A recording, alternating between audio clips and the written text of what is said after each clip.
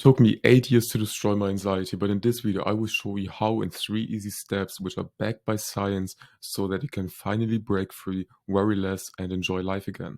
And I will give you actionable and useful advice and save you a bunch of time. Alright, so why should you listen to me? This was me about 5 years ago. I used to be obese and was just playing video games all day long. I used to get bullied at school. And at that time, my dad also had a car crash and almost died. So it was a quite hard time for me. And during that time, I developed a generalized anxiety disorder, which means I feel anxious every single second of the day, no matter what, and I can't escape. So I just distracted myself with video games. This is my old gaming setup where I was playing Destiny 2. I just ate junk food. You can see I was completely ugly, obese, had no style. You can see the eye bags below my eyes because I never slept. I was a loser at school. I had a fucked up jawline and I had no muscle. I even had a face where I was turning like emo-ish and I was almost killing myself. I only wore black and I painted my fingernails black. It was just a very rough time, right? And right here you can see I also had social anxiety. I never went outside without putting a mask on my face for 2 years straight. Of course, during the times of Corona, we had to all wear a mask, but I wore the mask 2 years later after Corona was over, just so I could hide my face and hide my fucked up jawline. All right. And this is me now. I managed to go to the gym every single day for 2 years straight, lose a bunch of weight, build muscle. I recorded videos every single day for 1.5 years, never missed a day. I was able to get a girlfriend. I was in 2 relationships. I completely destroyed my social anxiety. I destroyed my porn addiction. I destroyed my video game addiction. I destroyed all of my bad addictions. I was able to make a couple of friends, graduate, and like you can see, build a good looking body. And now you can't see in my mind that my anxiety is gone, but the actions that I do daily reflect that I'm feeling a lot better, that I'm looking a lot better. And you know that the body and the habits that you do is a reflection of the mind. All right. And this is my mission. My mission is that every anxious young man who wants to break free does. What do I mean by that? With every, I mean no exceptions, and the vision applies universally to all young men. So no matter who you are, I want to help you. Anxious young man. So you're struggling with anxiety, fears, worries, you're nervous or unease, and you're not living your life to the fullest, and you are like 15 to 30 years old. Once you have the personal drive, you have the motivation within you, you would never want to quit, and you're seeking help with this video. So you can be very proud of yourself that you're doing this right now. And I wish I had something like this when I was struggling. And break free means for me overcoming the factors causing anxiety, right? How am I going to do that? By my mission. I want to revolutionize the mental health, mindset, and productivity education, right? Revolutionize, radically and fundamentally change for the better, and significantly raise the bar. I'm not going to give you bullshit advice. I'm not going to give you advice that doesn't help.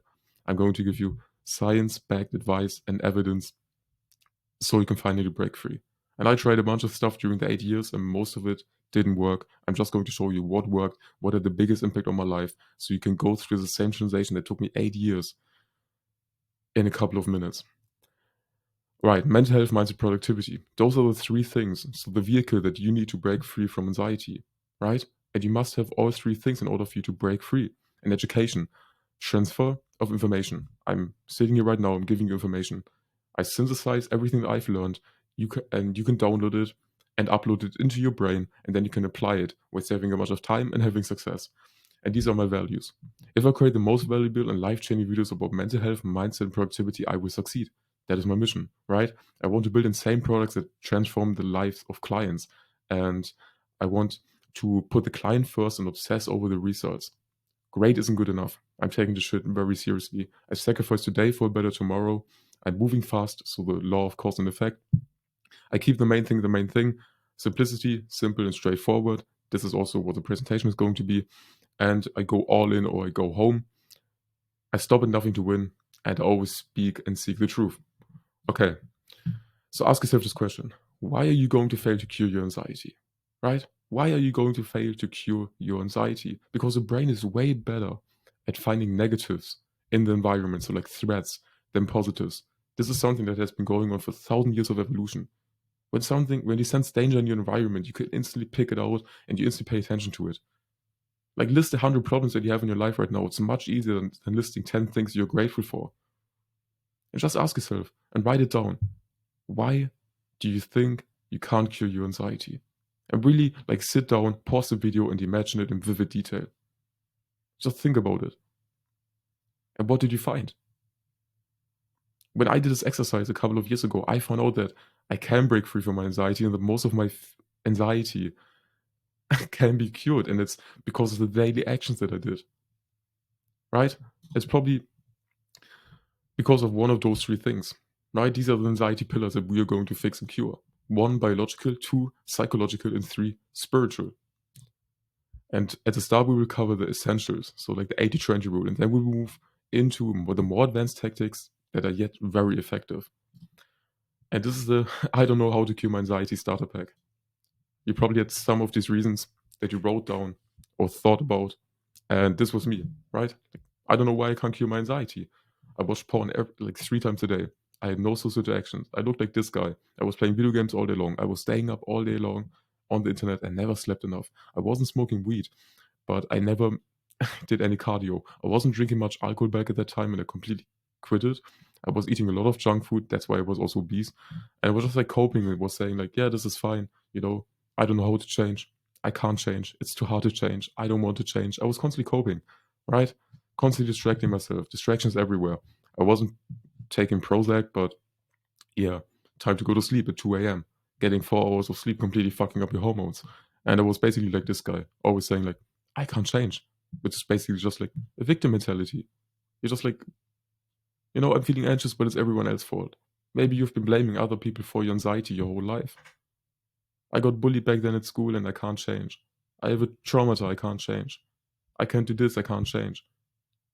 That's a problem that I have with the mental health community, blaming other people, which you see a lot in the modern day age. Never taking responsibility. And choosing terrible coping skills for your anxiety. Binge drinking, watching porn, isolating myself for days, gaming all day, getting really high and yeah, I never did that.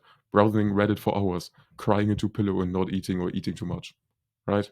So if you can relate to any of these things, you have to cut that shit out, and I'm going to tell you how. Nothing in life is to be feared, it is only to be understood. And now is the time to understand more so that you may fear less. That's a quote by Marie Curie, right? So I want you to pay full attention to this video. I want you to move all distractions. I want you to put this on full screen right now. Just if you're on your phone, click the little thing in the bottom right corner. If you're on your PC, click F11 and be open-minded and willing to learn, okay? And if possible, have a document open, write everything down, and take action. Right, so where does anxiety come from? Why do we experience it? What even is anxiety? The part of the brain that's mostly involved in anxiety is called the limbic system. And this is like a primal part in our brain that has been there for millions of years, right? And it's a part of the amygdala, which is a part of your brain, right? So this is where the brain processes emotions, especially fear. So all of the emotions that you feel, especially fear, anxiety, worries, are all processed in the amygdala.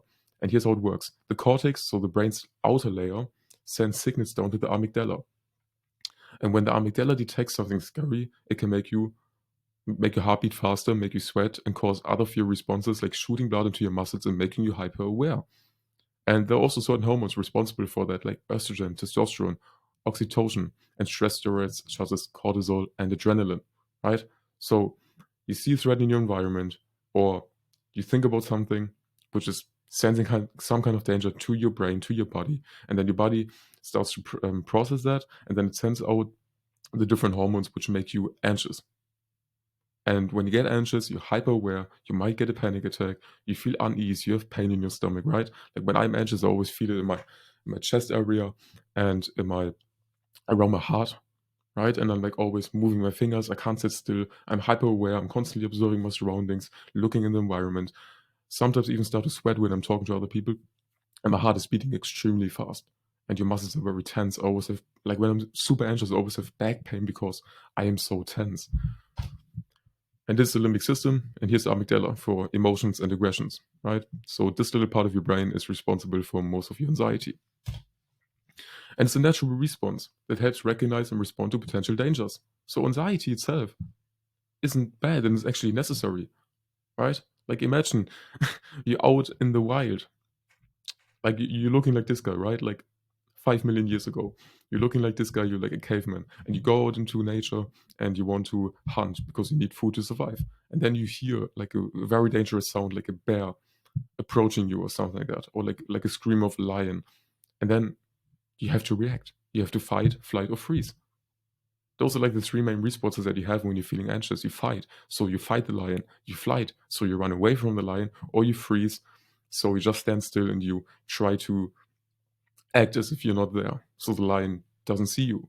It's a survival mechanism. Like, imagine we didn't have this. So society and humanity wouldn't have evolved. We would have died millions of years ago. And our minds still react to threats, even if the danger isn't real, right? Society has evolved, our brains not so much. So you still have this primal thing inside of your brain. Like, it's obvious to me, and hopefully to you, that you don't get attacked by a lion or by a bear, or that you don't have to go out into nature and hunt, right? But when other people reject you, when something bad happens in your life that's stressing you out and basically damaging and threatening your survival, you get anxious. That's why social rejection, if you're struggling with social anxiety, is so painful, because the primal part in our brain is still like, damn, if I get kicked out of this group, if I get kicked out of my tribe, that's death to me. I can't survive on my own. So when you get kicked out of a group today, or you get rejected, or someone is laughing at you or bullying you, you feel that same pain as basically dying. Same thing when you break up with someone that you love, or when a loved one dies. It feels like someone is putting a knife into your heart, because your brain actually thinks a part of you is dying. So the emotions that we have, the responses that we have to those emotions haven't changed. Just society has evolved. And that's why sometimes we don't understand why we're feeling anxious. You're like, I'm having an exam in 3 days. Why am I stressing out? Why am I stressing out? Because it's threatening your survival, because you know in the back of your mind that if you fail this exam, your parents will be disappointed in you. Social rejection. You will be disappointed in yourself. Other people might laugh at you, and you can't build a secure future, which is threatening your survival. So anxiety is a natural response to stress, right? That can be perceived and real stress. And then you have a threat. Then you release adrenaline, then you have a rise arousal level. So you get adrenaline and all of the stress hormones like cortisol, and then you fight, flight, or freeze. And mild anxiety is brief, not too troubling, actually necessary. Like, anxiety can actually be very productive. Anxiety can actually be very helpful, but it becomes a problem when it is unexpectedly strong or lasts longer than expected after the stressful situation is over, and causes a lot of personal upset, or makes hard for someone to handle everyday challenges. And that's what happened to me.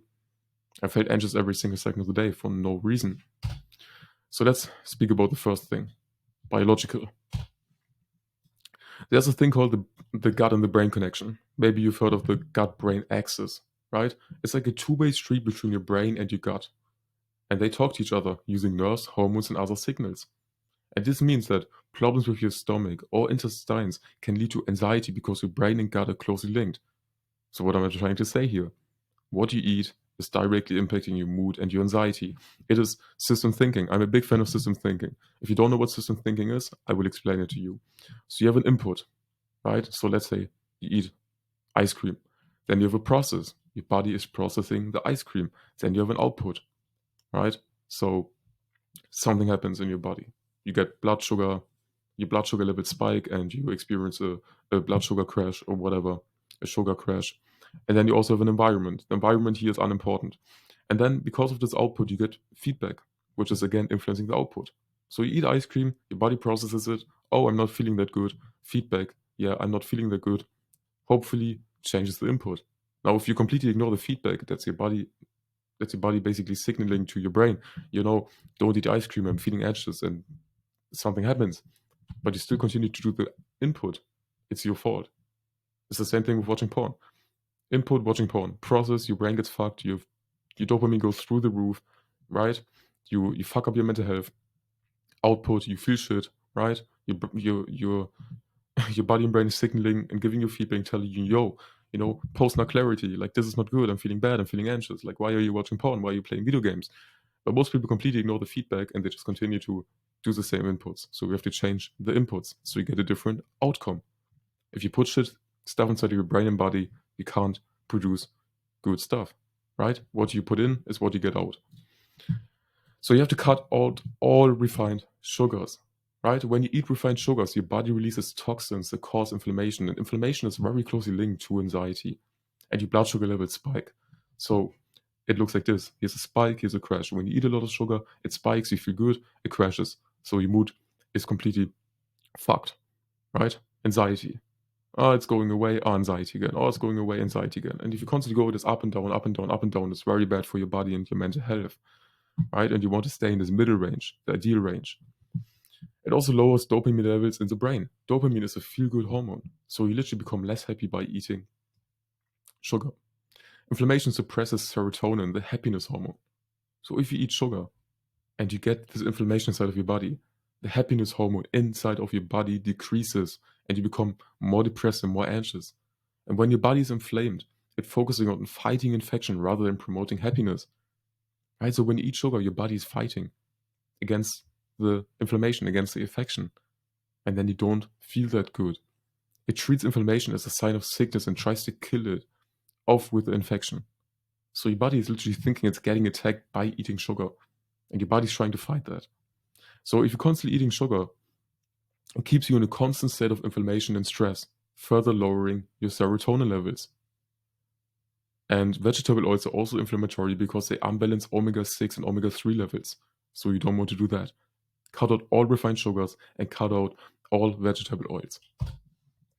Cut out all caffeine, right? Caffeine in coffee and the tea that stimulates the central nervous system, causing the body to release adrenaline, which can make a person feel anxious. Why is that? It's like when you drink coffee, you have similar symptoms to having anxiety, which can create real anxiety, right? Like you know you know what it feels like to be anxious. You start to sweat, right? You're hyper aware, you feel unease, you feel worry, you feel pain. When you're drinking coffee, you have similar symptoms. You're hyper aware, right? Dopamine in your brain goes up, serotonin in your brain goes up, the dopamine receptors are more active, and then your body thinks like, oh, I drink coffee, but I have the similar symptoms to anxiety, and then it starts to create real anxiety. And when you're anxious and you drink coffee, it can even further make the anxiety worse. So here are the caffeine effects. The negative effects: anxiety and addiction, increased blood pressure, reduced control of fine motor movements, and increased stimulation of urination, right? So cut out caffeine. Cut out all processed foods. Like I don't have to tell you this shit. You know what to eat. And my general rule, which you can live by as well, is don't eat shit that you can't even pronounce. If you look at the back of like a fucking whatever, of like a burger that you buy in the local grocery store for like £2, and there's like fucked up meat in there, or whatever.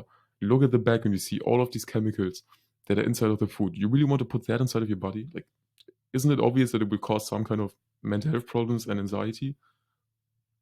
So I go by the rule that if I eat something, it's one ingredient only. What do I mean by that? Well, if I want to eat potato, I'm eating like the normal fucking potatoes, not fries. If you look at the back of like a fries package, you can see that it has a bunch of chemicals. If you want to eat potato, just eat potato. If you want to eat meat, just eat the raw fucking meat. Like, this shit looks disgusting. And it is disgusting. If it tastes better than it should taste, then it's probably it probably has some chemicals in there. Like they're literally like these evil scientists who've put chemicals inside of your food to make you addicted. It's the same thing with the porn companies and the video game companies and the social media companies. They've perfected everything like to keep you hooked for as long as possible and make you addicted. And people don't even realize, right? The best way to make someone a slave is having them not even realize that they are a slave. So you're a slave to video games, porn, junk food, whatever. Like maybe you're not, but you get what I'm saying. And you don't even realize it. And that's the best way to keep you hooked. So what you should eat? You know what to eat. Go back to your childhood. What did your mom tell you to eat? Vegetables and meat, right? That's it. Vegetables and meat. Eat healthy. You know exactly what to eat. I don't have to tell you this stuff. But one thing that I want to mention is that there's tryptophan, which produces serotonin. Serotonin, again, is a feel-good hormone inside of your body. And the sources include leafy greens, sunflower seeds, pumpkin seeds, mushrooms, broccoli, and peas, as well as saffron, dark chocolate. Drink plenty of water. Like, that's not eating, but it's drinking. Take a multivitamin, fish oil, and vitamin D. Like fish oil, it contains omega-3 acids, which are very good for like your heart and all of that. Eat the food that is aligned with your current goal. right? Like no one talks about this, but you have to eat the food that is aligned with your current goal. If you have a goal, which we talk about later, purpose and flow state, you have to eat and align everything in your life with that goal. And your current goal is probably to cure your anxiety. So eat aligned with that goal. Eat meat, eat healthy, eat vegetables, eat this, and you're fine. If my current goal right now is to help you guys and build a business and help humanity cure the anxiety and everything that I just told you 10 minutes ago, I'm eating in a way that's promoting that, which means intermittent fasting and only eating healthy, right? And this is very interesting. A study looked at how eating meat relates to depression and anxiety. They drew 20 studies with over 171,000 participants. And meat eaters generally had a lower level of depression and anxiety compared to those who don't eat meat. So you literally can reduce your anxiety by eating more meat. Like if you're a vegetarian or whatever, fine. I get it. I'm not a fan of that. I like to eat meat. I'm eating like our ancestors. Fine. And the thing is, our ancestors, think about it. They only ate meat for like 2 million years. There was a time, like during the ice times, where we didn't have anything else but meat. We could only eat like big fatty animals. We didn't plant crops. We didn't harvest anything. Like we didn't even know that we can do that. We just ate meat. And our brains and our body evolved to deal with that. Like our brain and body is working in a way that it can deal very well with just eating meat. So, chicken, beef, pork, fish, turkey, lamb, shellfish, eggs, dairy, legumes, nuts and seeds, tofu and tempeh, quinoa, protein-rich vegetables. Right? If you eat this, you're doing better than 99% of humanity. So here's what I eat. I fast until 12 and 13 p.m. because when you eat, basically, well, when you don't eat food when you're fasting, you just feel much better and you have more clarity. Your brain and body isn't using energy to digest food. It's using energy to focus. And when you eat sugar and when you eat carbs, it can literally make your performance worse by like 25%, and you feel actually like stupid. Like if you ever read a book and you just had to reread the same lines because you couldn't focus, just try to fast and then try to read a book, and you will do much better. So I eat no breakfast. It works for me. Others say being full is good for anxious people. Like you have to find out what works for you. Some people say it's very good to be full in the morning because your body is using energy resources during the day because you're anxious. Like when you're anxious, you're in a state that is hard to maintain. You're using a lot of energy, and your body needs energy sources to fuel the state. So when you're empty, it can actually make it worse. But this works for me because it's aligned to my current goal, which is being productive. So I mostly eat meat. Like 60-70% of my diet is meat. Then I eat like 2 to 4 eggs a day, wholemeal bread at like 12, 13 p.m., cheese, vegetables, nuts, and I take supplements, which is magnesium, vitamin C, and E supplements. So I just take this, which is like a magnesium supplement. Because magnesium has very calming effects on the body. It can make you sleepy at night and is also good for sleep and for anxiety because your body's using resources. So it's good to take some kind of supplements, especially if you're eating like shit and you don't get all of the vitamins and everything. And exercise, you know, this was on the list. Exercise releases very powerful hormones like endorphin and dopamine, which are feel good hormones. So when you work out, you feel better, obviously. Right, there was a study, which is insanely interesting, that showed that exercise is more effective than antidepressants for treating mild or severe depression and anxiety. Exercise is more effective than taking these little fucking stupid pills. And Naval Ravikant, by the way, if you don't know him, he's like a big business guy in Silicon Valley. And he said, to have a peace of mind, you need to have peace of body first. Right? Exercise boosts dopamine levels and receptors in the brain, making it easier to find joy in daily life. And training hard will naturally improve your appearance, which is amazing. So here's my exercise protocol. First of all, do what you enjoy. It's better than doing nothing. I tried kickboxing. I tried um, jujitsu.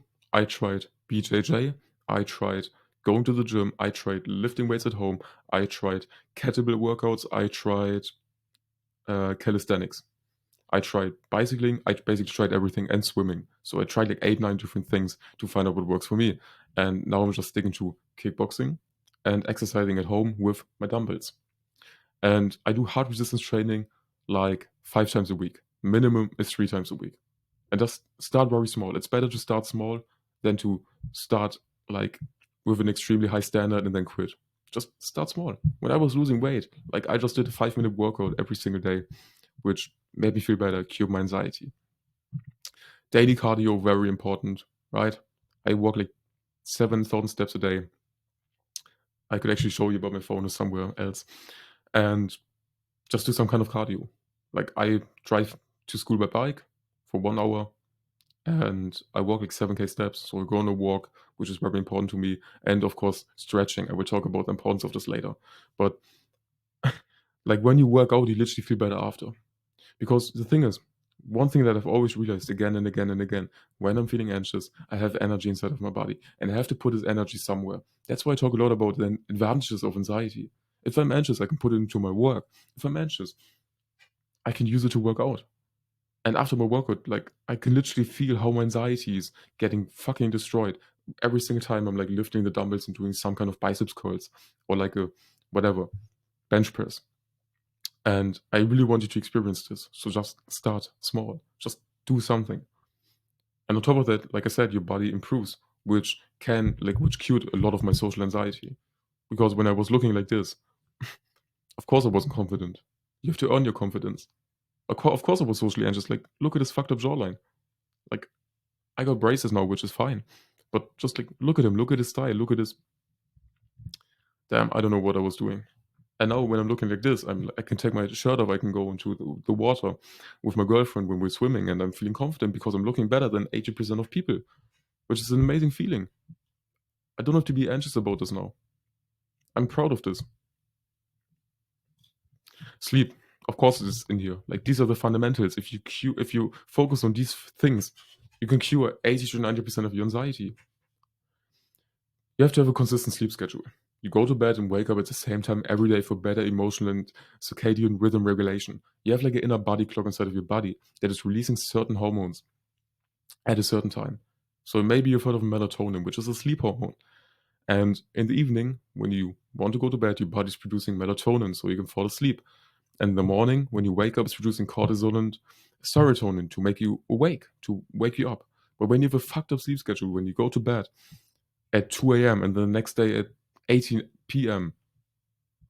or whatever, then your inner body clock is fucked up and it's releasing the wrong hormones at the wrong time. So when you try to fall asleep, your body is producing cortisol instead of melatonin, and you don't want that to happen. So you focus on good sleep habits without obsessing over perfection or using sleep trackers. Don't use sleep trackers. I try to use like a sleep tracker on my phone. It just fucked me up because when I woke up in the morning and I looked at it, it said, your sleep was 10% worse today. Take it easy. And then I was like, fuck that shit. I don't want to take it easy. I have work to do. I have to help humanity. So here's some monk level sleep protocols. Exercise rigorously in the morning. When I wake up, I mostly, not every day, like today I didn't do this. I'm not perfect. I do like 10 minutes of cardio or I go outside on a walk. After I recorded this video, I will go outside on a walk. Use evenings for relaxation, like a warm bath or a sauna, right? Just use the evening to calm down. Don't do any hard work in the evening. Just calm down. Read, journal. Don't consume any content. Don't do any stupid shit like watching porn or playing video games. You want your brain to calm down. Take a warm breath. Take a warm bath, the sauna, or do some kind of like hygiene, self-care routine, not talk to other people. Get natural sunlight in your eyes upon waking up. That's the first thing that I do when I wake up in the morning. I open my window and I stare outside for 5 minutes. That is extremely important for your hormones, for the regulation in your body, everything. Extremely important. If you do one thing to improve your sleep, please get sunlight in your eyes in the morning. Spend time outdoors or take a morning walk, right? Like very important. Very, very, very, very, very important and often overlooked. Daytime cognitive test. Solve cognitive problems early in the day to prevent sleep disruptions. Right? So when you have some kind of work to do, when you're an entrepreneur like me and you have to go to school like me or whatever, do all of that in the morning, early in the day, and in the evening you want to completely relax. So what I do is like I have a ritual. After I'm done with my work, I write on all of my accomplishments. I check everything that I have to check, like my emails. I check in with my clients, and I check my YouTube analytics and stuff like that to just like have a full hard reset. I don't want to go to bed thinking about my customer who had a problem that I didn't solve. I will fix that, and then I will go to bed so I can sleep without worrying, without stress. So close all of the loops. You open loops in the morning by starting to work on a project or by starting to go to school or you get some kind of homework, and you close the loops before you go to bed so you don't stress about it. Now, pre-bedtime rituals. Reflect on worries, sadness, or annoyance using journal prompts. I have a journal. I journal a lot. I journal a fucking lot. This is my second book this year, and I basically write down everything that I'm feeling, that I'm experiencing, that I'm learning, everything. Writing your shit down is very important because you have to get it outside of your head onto paper. And Andrew Huberman and Jordan Peterson, I actually made a video about this before, talked about a very interesting journal prompt that's scientifically proven to reduce anxiety, reduce stress, and traumatize. Because think about it. You're anxious. You're constantly stuck inside of your head. You can't fix the problems by just thinking about them. You've tried. So put your thoughts onto paper, and there's some very um, like satisfying feeling about that by writing it onto paper. And the problem that I use is you just write for 15 to 30 minutes about an experience that has been bothering you, like a traumatic event in the past, something that you're anxious about right now, or something that is consuming your dreams lately. And you just write for 15 to 30 minutes about that experience. And we will talk about that later. Allow 45 minutes of unstructured thinking by going for a walk and talking out loud. Just talk to yourself. Who cares? In the evening, most people are playing video games or watching TV, so you're completely alone. And there's a 3-to-1 rule for better sleep, which transformed my life.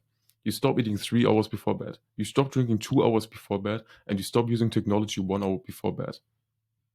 You don't want to have blue light inside of your eyes in the evening or any bright light because your body needs to shut down. And think about it. A million years ago, we went to bed when the sun went down. We had no distractions.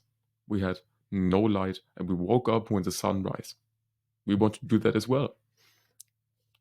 And managing ruminating thoughts. You keep a notepad by your bed to capture ruminating thoughts. If unable to sleep due to obsessive thoughts, engage in relaxation activities like reading or taking a walk. And avoid stimulants. Avoid caffeine and energy drinks after 2 p.m. Use something called a caffeine half-line. So when you drink coffee, you have the real caffeine inside of your body for like 5 hours or like 4 hours. And then after that, you still have a half-line. So after these 4 hours, you still have half of the caffeine inside of your body, which means the caffeine that you drink by energy drinks or coffee stays inside of your body for like 8 hours. Now, most people drink coffee at like 15, 16 p.m. or 3 or 4. Now, when they go to bed at 20, 21 p.m., that is still inside of the body. And they can't fall asleep. Like, of course, they can fall asleep, but it's harder for them to fall asleep. So avoid stimulants after 2 p.m. Human connection, another very important overlooked thing, because as soon as I got friends and as soon as I got a girlfriend, I felt 1,000 times better. Exercise, sleep, and stress management tools are crucial for handling long-term stress, but social connection is essential. It activates your neuromodulation systems and reduces the negative effects of stress, promoting a sense of well-being and producing feel-good hormones. So again, by having human connection, you will feel better. Human connection. It's important to spend time alone sometimes. However, isolating yourself too much can make you feel worse and make it harder to ask for help when you need it. And it also gives you a better mood. Being around other people regularly in a way that fits your social needs can improve your mood. And you don't have to talk about your feelings if you don't want to. Right? If you're struggling with social anxiety, I made a video on that. You can check it out. Now, one thing that I do want to mention is that you mostly focus on yourself when you're anxious. Right? You're always stuck in your head. You can probably relate to this. You're always stuck in your head. Now, a simple exercise that I did when I was socially anxious or when I was trying to destroy my anxiety was focusing my attention outwards instead of inwards. So I was focusing on other people. I was trying to be grateful towards other people and trying to make them happy. When I'm with my girlfriend and I start to become anxious for some reason, I just focus on her. I give her my love. I give her a present. And present is a very different word, a very important word. You know that when your friends spend like $5 on yourself, it doesn't do shit. You buy a coffee for yourself, you don't care. You're like a bit happy about the coffee, but after 10 minutes, you don't care. Now, research and science have shown that when you spend money, when you spend like $5 on someone else, it makes you 10 times more happy than if you would spend that on yourself. And you know that to be true. If you ever gave your mom a present or your girlfriend or a friend and you see their happy reactions, they're like smiling and they're really grateful for it and they're thanking you, you feel much happier about that. So stop just thinking about yourself, start thinking about other people. Get outside of your head, focus on other people, help them out, and you feel better by doing that. Now, this physiological sigh, which is the thing that I learned by Andrew Huberman, which is I actually did it this morning. Now, it's a stress. Stress is inevitable, but we can control how we respond to it. Our stress response is triggered by neurons and the same regardless of the stressor type. So, what is the physiological sigh? It's just like deep breathing or meditation. It can quickly reduce stress. So, how do you do it? You exhale. Exhales are the quickest way to calm down. And the physiological sigh, the double inhale and the long exhale helps eliminate stress responses in real time. Right? It's the same thing that you're doing when you're crying or when you're sleeping. Like when you're sleeping and you need air, you're like doing this double inhale like this. Or when you're crying, you're like sobbing. You're like, it's the same thing because it's like meant to calm down your brain and your body. So do it with me right now. You take one big inhale, like fully expand your lungs, and then you squeeze in a bit more air, and then you exhale through your mouth longer than you inhale. Okay?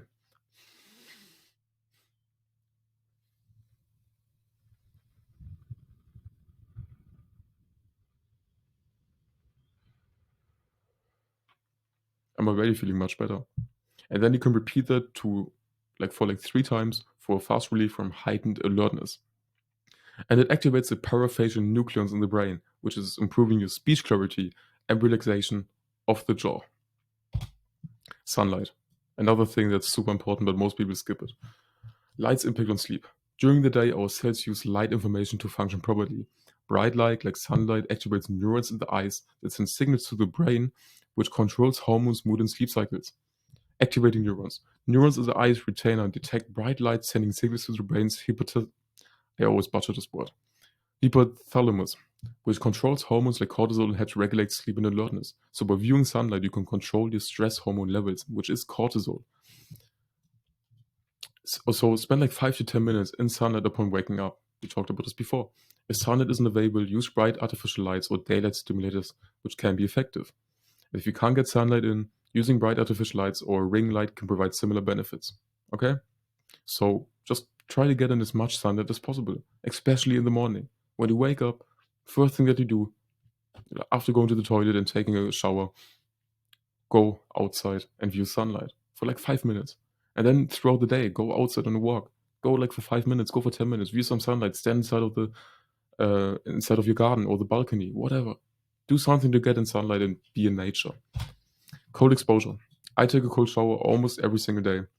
I have actually been doing it for the last 8 months every single day. And recently I've been stopping because I just want to work, right? I have priorities. But cold exposure can boost your mood by releasing dopamine, a powerful molecule that improves your mood, focus, attention, and goal direction behavior. So if you take a cold shower, it releases dopamine. And science shows that taking a cold shower has similar effects to smoking, so nicotine, and having sex, which is crazy, right? And here's a study that have confirmed the positive effects of adrenaline release through cold exposure. And maybe you know Wim Hof. Wim Hof is also he's like a guy who's crazy. He climbed Mount Everest in just his shorts. He's like a very professional guy dealing with like cold exposure and breathing. And he basically discovered the Wim Hof breathing method, which is another very important breathing method, which I do daily, where I just take 30 deep inhales and then I hold my breath for as long as possible and then I exhale. Okay? Because by mimicking the stress response, cold showers and ice baths prepare you to get used to stress. When you're taking a cold shower, I don't know if you've ever done that, but if you know, then you know what I'm talking about. You're stressed out. You start to breathe, and it feels painful. It feels unpleasant, but your body gets used to that, and you build mental toughness, and your body gets used to being in stressful situations. So when you get in real stressful situations, like an exam or something happens in your family life or your personal life, then you can manage it better because your body is used to it. So, what is one small change you could take today? If you apply everything we covered, you will cure minimum 80% of your anxiety. What is one small change that you could take today? Taking a cold shower. Doing the physiological sigh 3 times right now. Journaling before going to bed. We will cover journaling later.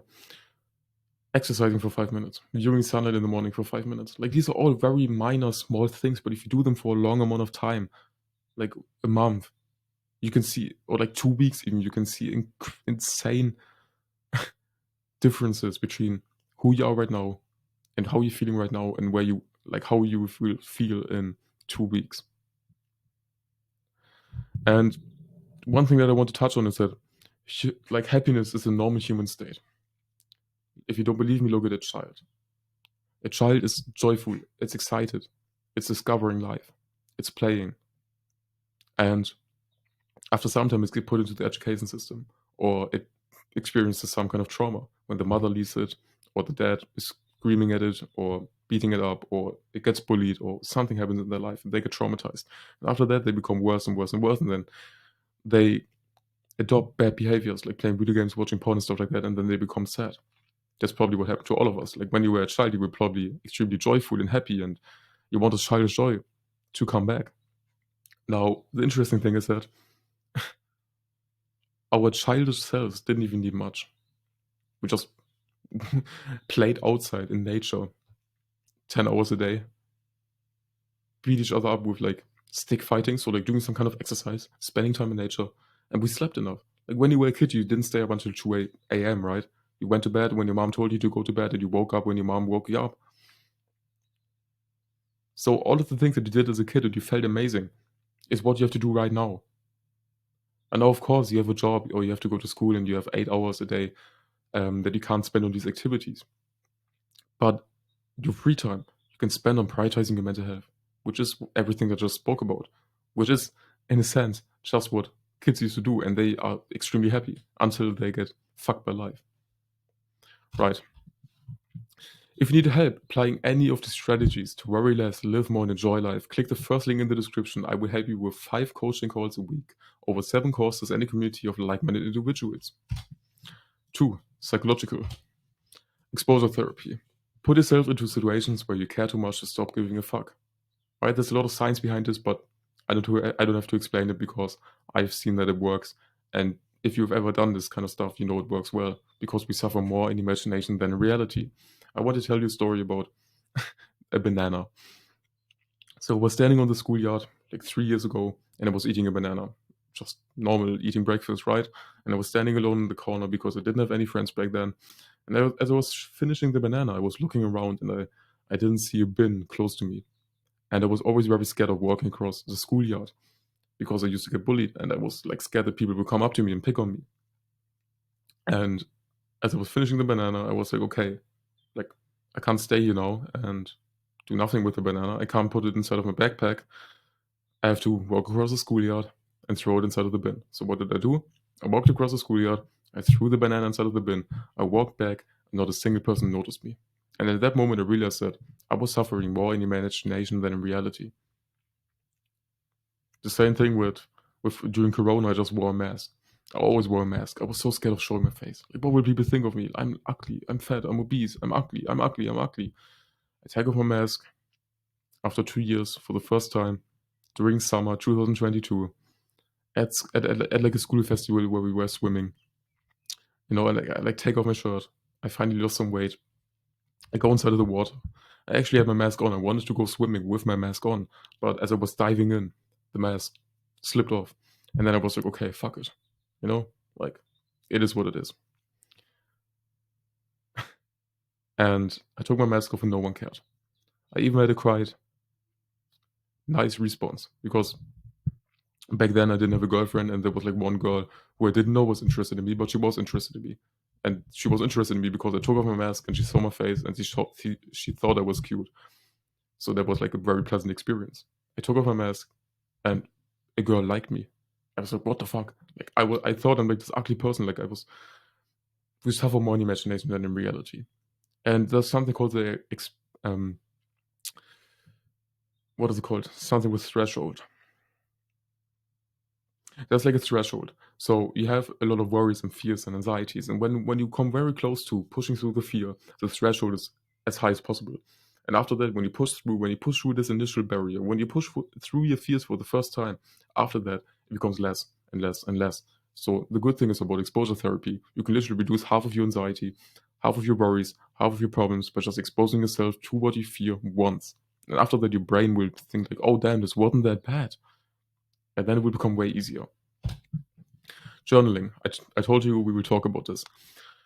The purpose for this is to reduce anxiety, improve sleep, and heal from trauma by writing about troubling thoughts or dreams. And there's a specific protocol, which I mentioned a bit earlier. You just focus on a persistent worry, a dream, or something that is heavily impacting your life, and you write for 15 to 30 minutes without worrying about grammar or structure, and ensure there are no interruptions.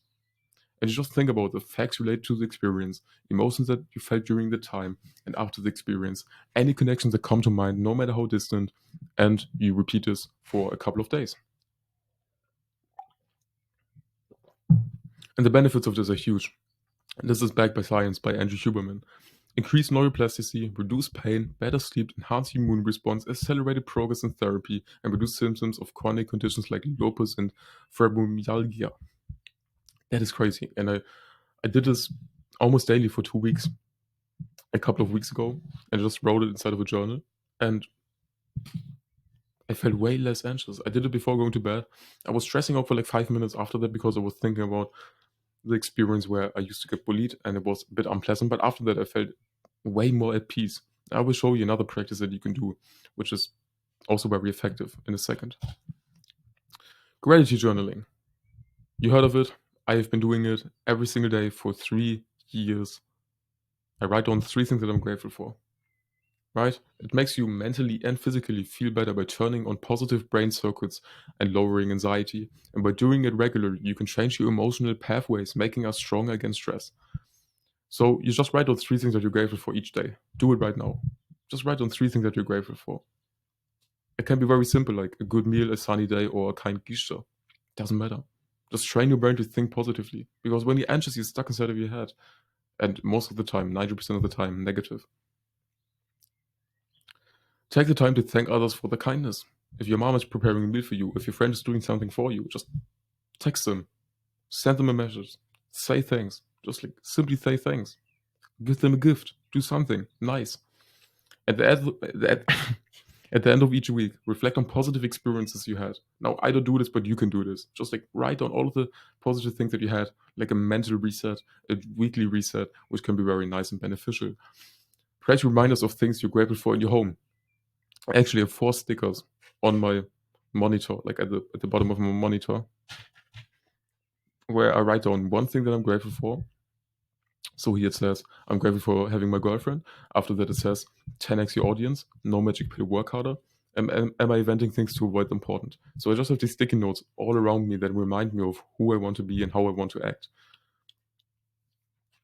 Share gratitude with others, right? Encourage friends or family members to practice gratitude with you. Now you don't have to say, yo mom, like come to me, let's write down 3 things we're grateful for. Just say like, you know, what is something that makes you happy? And then they will talk about it. Easy. Shadow work. Now, shadow work is a thing that most people don't know, but was one of the most important things that I did to cure my anxiety. If you're struggling with trauma, if you're struggling with some kind of PTSD, and this is going very deep. I made a full 2-hour course on that on my YouTube channel. You can check it out. I will just explain it in brief detail right here. So, imagine you're standing inside of the water, and someone is throwing a beach ball at you. The beach ball in this case is trauma, and right when you get something that is traumatizing, something that is painful, your brain doesn't want to deal with it. It wants to put it into the subconscious mind. You have basically a conscious and a subconscious mind. So one thing that you're aware of, that's your conscious mind, which you're using right now, which is everything that you pick up with your five senses. So hearing, tasting, smelling, sounds, and see.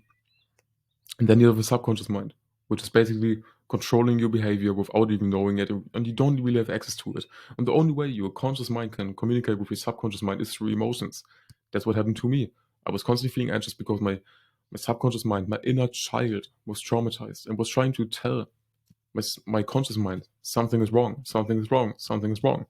But I never really thought about that. And this is coming from Jungian psychology. Carl Jung is a psychologist.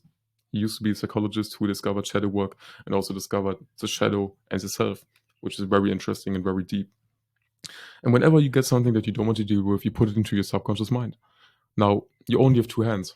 So let's say you have two traumata inside of your brain, and you get another one thrown at you, the third one, and now you sit on it.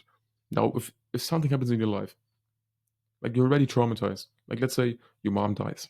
It's a bad example, but I want to drive this point home. I hope she's well, of course. Let's say your mom dies. Then it's like another traumatic experience. Boom. But what happens? Your two hands are already holding down the other balls, and you're already sitting on one. Now we try to push this one away, this other traumata away. And at that time, all of the other balls come up, and you're fucked. That's why people experience like midlife crises and stuff like that. Because you get too much traumata, and all of it comes up at the same time. And you have different sides, different parts of yourself. You have like an identity, like the self-image and the ego. And a couple of those parts are good, a couple of those parts are bad. And when you're traumatized, you have a couple of bad parts inside of yourself, like deeply suppressed emotions that you can't really identify, that you don't have access to. And that's why you're sometimes sabotaging yourself. Think about it. You get a goal, like let's say this is always something that happened to me. I wanted to lose weight, I wanted to eat cleaner, and then I craved chocolate and I ate chocolate. Right? Like you're fighting against yourself. It's because you have these different parts of yourself that have different desires. This part of your brain, or this part of my brain, was still traumatized. But this part of my self identity was still traumatized. I wanted to run away, I wanted to find peace, I wanted to be loved and be alone and find comfort. And this good part of myself, which I am right now, wants to make the world a better place, wants to strive forward, wants to make money, wants to build a business, wants to help humanity, wants to build an amazing body. But this one is constantly pulling me back. It's like fighting against each other. I want to go here, and another part of myself wants to go here. So with shadow work, you can basically turn the bad parts into good parts and make them less negative and align yourself to go into one direction, which can relieve trauma, which can relieve self-sabotage, which can improve your life by a lot. So shadow work means looking at the parts of yourself that you hide or ignore. These might include painful experiences like trauma. And by facing these parts, you can heal and learn more about yourself. Trauma in this case is a hurtful experience that a part of your shadow, and dealing with them is important for growing and feeling better. So I have 3 exercises that I do regularly to do this. One is watch your emotional reactions. So you just notice how you react emotionally to others as a clue to your own shadow aspects. Because when you're very emotional, your shadow side comes out.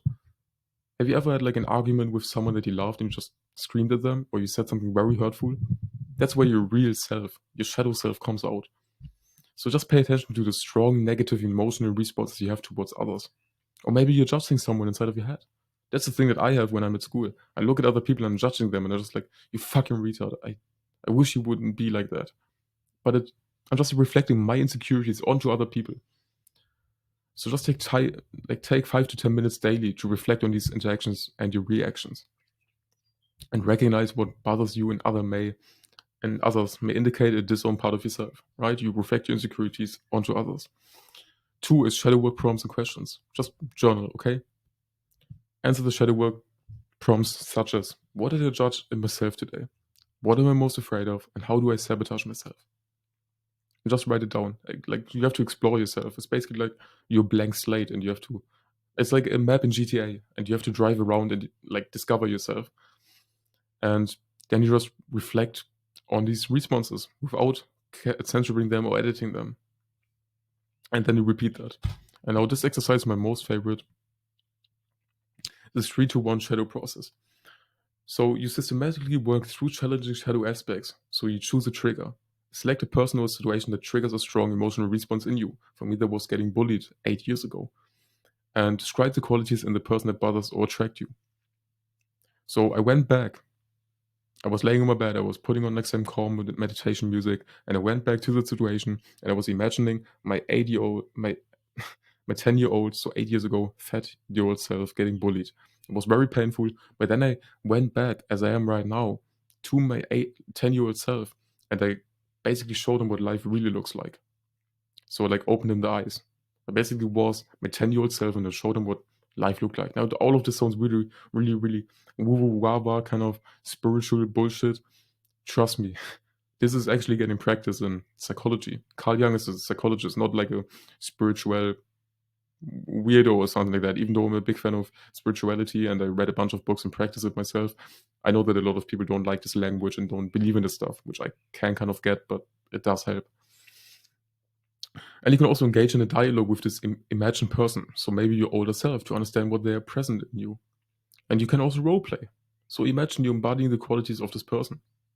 And notice and integrate these qualities within yourself without judgment. Now, let's talk about purpose. Hard and meaningful work is the best way to quiet your mind. That's one of the things that I found out. Like, I am working right now and I'm not having any anxiety. I'm not having any thoughts in my mind. It's absolutely amazing. I'm present. I'm in a flow state. And we naturally want to feel capable and find meaning in our lives. Having a purpose significantly also affects our brain. We as humans, we need something bigger than ourselves. Why do we invent God? Because we want to have someone bigger than ourselves. And having a purpose calms the amygdala. So it calms the part of the brain that's responsible for your anxiety. So less reactive, less stress, more resilience. It changes the medial temporal cortex, so it decreases its volume and alters perception. It increases the right insular cortex, so greater well-being, guards against depression. And purpose shifts our focus away from ourselves, guarding against anxiety and depression caused by obsessive self-reflection. When you focus on someone else, you feel less anxious about yourself. So here's how I found my purpose. This is by the book The Art of Impossible. By the way, all of the resources, all of the videos are linked inside of the description. You write down 10 to 20 things you're curious about. You look at your search history, the books you read, and the people you follow, and this releases norepinephrine and dopamine, making you feel good. And then you identify 4 or more curiosities that overlap to discover your passion. Passion builds on curiosity, and that's boosting engagement and excitement. And connect your passion to a larger cause that's to introduce oxytocin and enhancing your focus, productivity, and resilience. Identify a meaningful problem that you've solved or want to solve. And design clear goals by creating a to-do list and a daily schedule with small steps, and choose challenging yet achievable goals to maintain motivation and avoid burnout. This is exactly what I did to find my purpose. I wrote on everything that I'm curious about. And I found 4 overlaps: mindset, productivity, mental health, business. What am I doing right now? I'm in business. I'm talking about mindset, productivity, mental health. And all of these little things like mindset can be broken down into psychology, mental health, psychology, productivity, time management, essentialism, blah, blah, blah, blah. Mindset, like shadow work, Jungian psychology, philosophy, spirituality, all of that. Those are my interests. I would talk about this no matter what. But I choose to help other people, and I connected it to a larger cause to fuel me even further. And I can also, of course, make money with it. Like, I'm not going to pretend that I'm not only making this because I want to help other people. Like, I want to take care of myself as well. It's a normal human desire, and we are selfish, right? You want to make money, I want to make money. It's part of the game. And then I design clear goals and to-do list. So I write down, okay, I wake up at 5 and I go to bed at 21 o'clock. What is everything that I have to do? I put the most important task in the morning and I just focus on that. So that's for me creating content, which I'm doing right now, and writing, which is creating content and recording. Now, flow state. This is the optimal human state where conscious and unconsciousness basically merge together. So your conscious and your subconscious brain merge together, and you have 0 thoughts in your mind. You're feeling absolutely present. It's absolutely amazing, right? It happens when you're completely absorbed in what you're doing and you feel a sense of joy and motivation. It happens when the challenge of the task matches your skills, making it neither too hard nor too easy. And this can happen in work, play, or creative pursuits. And in your brain, flow shows up as increased focus and control and a decreased sense of time passing. It helps you stay present and respond effectively to what's happening around you. So, how do you get into a flow state? So, first of all, there are a couple of flow blockers, right? So, like distractions. Spend the first 2 to 3 hours of your morning on your most important task before checking your phone. That's the most easiest thing. Just no distractions, no human being is alive, just you and your work, right? And there's also something called flow proneness, which is that you are more likely to work and get into a flow state within 90 seconds of waking up because your brain is naturally ready to focus. And there are also a couple of flow triggers that you can use. Clear goals. So don't say, I want to make 10K a month. You say, today, I want to write content for 2 hours at this time. A clear goal for a specific time, for a specific period, and a specific outcome. You want to have immediate feedback. So you get feedback on your work and the ways that you can improve. That's why I love creating content. And if you don't have that, just create a daily review. At the end of the day, you just review and you give yourself feedback on what you did. This was good. This was bad. I can do this better. I can do this differently. Whatever. Challenge skill balance. You want something that is 4% higher than your current skill level. If it's too easy, you get bored. If it's too hard, you get anxious. Concentration on task. You just want to have full concentration on the task ahead, no distractions. Curiosity, passion, purpose. We covered that before, which is amazing because it motivates you and actually releasing good hormones when you're working. Autonomy. You want to have full control over your tasks and how you approach them. That's why I love being an entrepreneur. And you have a couple of external flow triggers. High consequence. So you engage in tasks with high risk, whether physical, social, emotional, creative, or financial, because that turns the parts of your brain on that you basically, when you're in a dangerous situation, you need to focus. So when you're climbing a mountain and you could die, you need to focus. So put yourself into high risk situations. I'm not saying that you should cut your arm off or that you should run away, like run on the train tracks away from a train. Like, don't be stupid. Novelty. New experiences, new environments, new challenges. Complexity. Neither too hard nor too difficult. And unpredictability. You face tasks or situations that are unpredictable and they require immediate attention. Okay. 3. Spiritual. Letting go. I read a couple of books like Awareness from Anthony DeMello, Reality Transurfing from Vadim Zeeland, The Power of No from Eckhart Tolle, and The Wisdom of Insecurity from Alan Watts. Now, everything that I'm saying right now, it's spiritual. It's not based on science, but I understand it and it can be used in a very efficient way, and it has helped me a lot, so I want to share it with you. The stronger you try to avoid something, the more likely it is that you will encounter it. If you actively fight against your anxiety, you make sure it stays present in your life. And by fighting, you feed energy to the thing you don't want. So to let go, you have to ignore it. Don't avoid it. Don't try to think of a red car. What happened? You thought of a red car. Because if you try to not think about something, you think about it. If you try to not think about your anxiety, if you try to not feel anxious, you make sure it stays present in your life. You're feeding energy to it. So just let go and ignore it, not avoiding. And you want to move from control towards observation. So instead of trying to control your anxiety, you just want to let it happen and see how it works. And you just observe. You just look at it without judging. I'm feeling anxious, okay. What? Like, so what? Reduce the importance. I'm feeling anxious, okay. You know, there's a Stoic saying, I don't know who said it, but he basically said it, if it's painful and you can endure it and don't complain. Like, it's fine. It will go away. Don't make it worse for you by trying to fight it. And life is a series of present moments. Pain is a result of resistance to things we can't change. Pain is a result of the resistance of things we can't change. So you have to observe your mind and don't judge the thoughts. Just let it go. You have negative thoughts, just let it be. Don't try to fight it. Try to observe them, try to understand them, but don't fight it. Don't avoid it. Ignore it. And it basically looks like this. This is a big monster, and it's your anxiety, and you are in a tug of war battle with it. And you're constantly pulling and pulling and pulling. And your hands are tied to the rope, which means you're using energy. After some time, you get tired. The monster, you just feed into it, it gets bigger and bigger and bigger. But what happens if you let go of the rope? You're free. Your hands are free. You're not using energy. You're not connected to your anxiety, and you can let go. You find what you look for, your perspective. When you have a thought, you make an action, and that gives you a result. If you have a negative thought, or a stupid thought, like let's say I want to watch porn, the action is that you watch porn, the result is that you feel terrible, right? Everyone gets their own view, their own true view of reality because reality is infinite, right? So you might experience a situation in some way, When you're feeling anxious, you see it as bad, as annoying, as painful, while someone else is loving it and he's having a bunch of fun. So you experience what you allow into your life. You literally experience what you allow into your life. Like, you control it. You can choose to let go. You can choose to reduce the importance of your anxiety. You can choose to stop giving a fuck. You can choose that. Like the Stoics said, you can't control everything in your life, but you can always control how you react to it. You can control it. You experience what you allow into your life. So if you change your perspective, you change your life. And your problems are impersonal. Your anxiety is impersonal. It's not personal. I know that you're feeling this way and it's quite hard, right? But just perspective changes everything.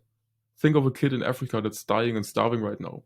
And you're sitting here watching this on a TV, like on your TV or on your phone or on your PC in a warm home with internet, with lighting, with maybe even eating something. Like, you're living like a king. We're all living like kings. That's a privilege. So when you change your perspective and when you don't see your problems as this big monster and you see it as like this insignificant thing that's maybe bothering you a bit, but you just completely ignore it, it's completely fine. And you can live a beautiful life with anxiety. And I'm living proof. Like, of course, I won't pretend that sometimes it's hard and that I have to master all of these practices. But it works wonders by just like doing what everything that I told you and just like saying like, it doesn't matter. I'm feeling anxious. Okay, so what? No one cares how I feel. No one cares about me. This is just internal. No one knows that I'm anxious. No one gives a fuck. The universe doesn't care. My success doesn't care. The work needs to get done. It is what it is.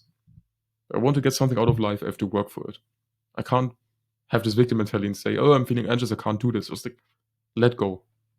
And you find what you look for. If you're constantly focusing on negatives, you will see negatives. Again, think of a red car. And now look in your environment. Think of the color red. Look in the environment. You immediately pick up everything that's red. I have a red pair of shoes. There's like a red fox, a drawing from a girlfriend. When I look outside, there's a car with red lights and a red sign. You find what you look for. So if you constantly think about like, I'm so anxious, you're looking everywhere for situations that show you that you were anxious, and you get the memories and the flashbacks of you being anxious. And when you're social situations, you're like, oh, I look so ugly. Now you look at other people and you interpret the judgment, and you think that judging you or laughing about you or thinking something bad about you when that's not even the true case. That's what I did for a long time. I looked at other people, they were laughing. I'm like, they're laughing about me. Yeah, because I thought about me being stupid and looking ugly and other people would laugh about me. But when you stop to think about that, you don't think about it.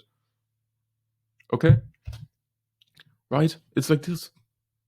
This is like, let's say this is a city and there are two different people. And the one person, like the homeless guy, sees the city is ugly and disgusting and completely shit. And this guy is a tourist. He's exploring the city. He was never there before. He's having a great time. It's like warm weather. He's drinking a coffee in a cafe. He's there with his girlfriend. He's having a bunch of fun. He's doing different tourist activities.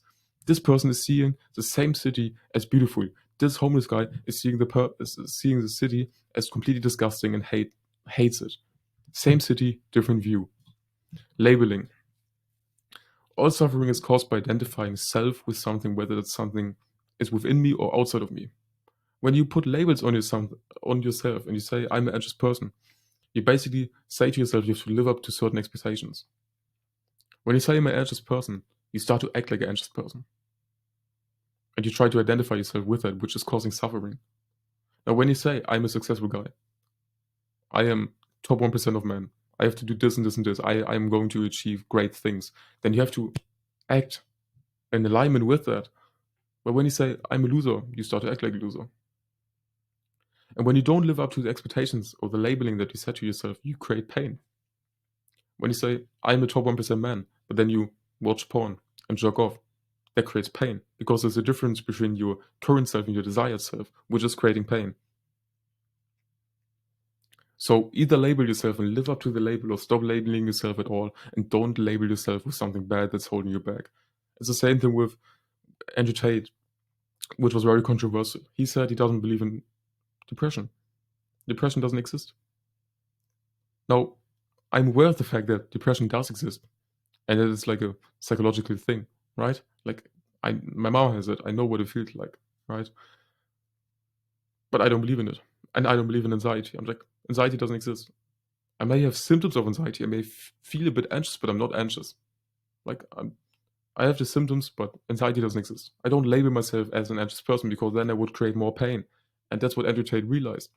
If he doesn't believe in it, it doesn't give him power. If you don't believe in your anxiety, if you don't believe in your labels, you don't give it power over you. And why would you choose something so bad as like anxiety, ruin your life, and rule over you? It doesn't make any sense. You've deluded yourself into thinking that you are your anxiety. So get in touch with your anxiety. Understand this feeling is in you, not reality. Never identify yourself with anxiety, and when you change, everything changes. Energy.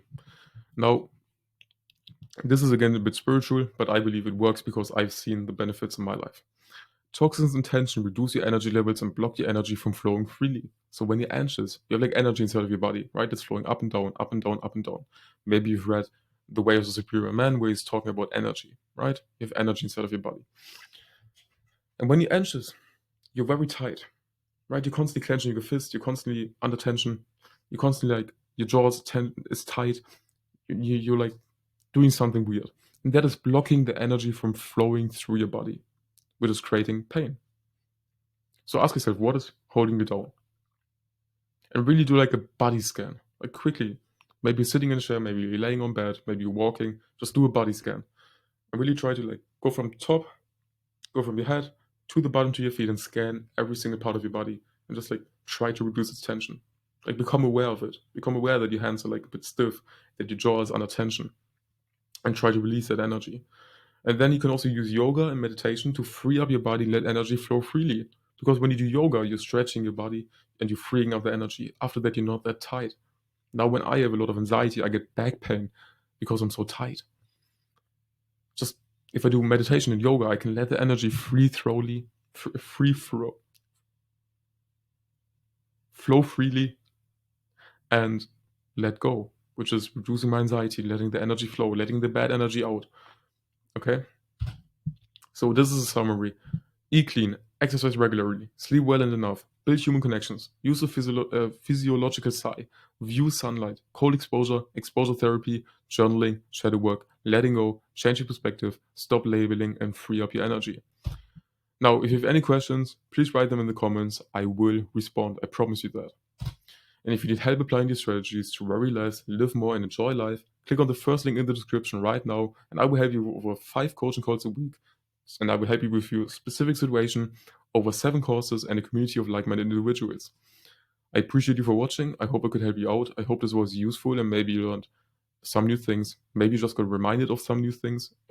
Maybe you just got reminded of something, which is also fine. We need reminders.